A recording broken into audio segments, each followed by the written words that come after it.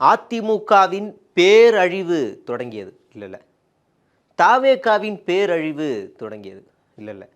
தாவேகா அதிமுக ரெண்டுத்தோட பேரழிவு தமிழ்நாட்டோட பேரழிவு தொடங்கியது அப்படின்னு இந்த தலைப்பு வச்சா சரியாக இருக்கும்னு நினைக்கிறேன்.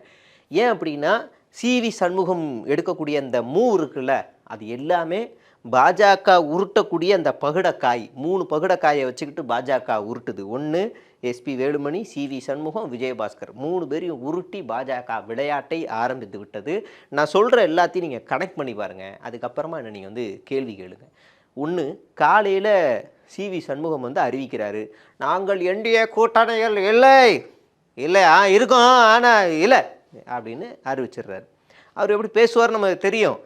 எங்களோட நிரந்தர பொதுச்செயலர் ஜெயலலிதா அம்மா தான், அவங்க இல்லை சின்னம்மா தான் பொதுச்செயலர் அப்படின்வார்.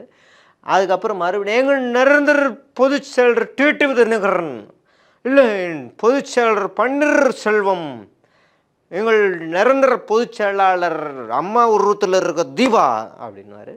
கடைசியாக ஒரு வழியாக ஃபார்முக்கு வந்துட்டாப்புல, எங்களோட நிரந்தர பொதுச் செயலாளர் எடப்பாடி பழனிசாமி அப்படின்னு சொன்னவர். தேர்தலுக்கு முன்னாடி கூட சொல்லியிருக்காரு, பொதுச் செயலாளர் எடப்பாடி பழனிசாமி சிஎம் அப்படின்னாரு.